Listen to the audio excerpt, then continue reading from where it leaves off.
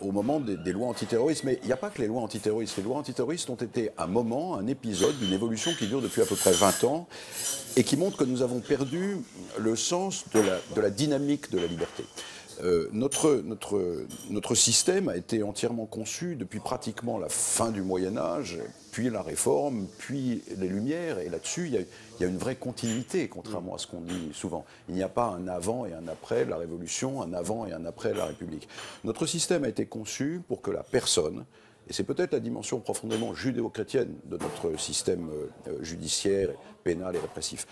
Notre système a été conçu pour que la personne, en exerçant sa liberté, puisse, le cas échéant, se transformer elle-même. Et transformer dans le sens d'une société plus juste le monde dans lequel cette personne vit. Cette question est absolument fondamentale.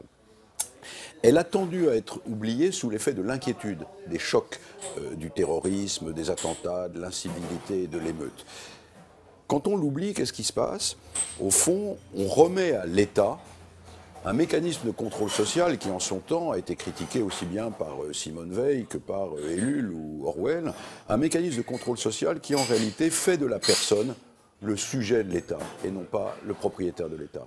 Et ce dont j'ai voulu parler depuis quelques années maintenant, c'est cette lente évolution qui, en fait, progressivement et de manière insensible, fait de nous non pas des citoyens, mais des sujets.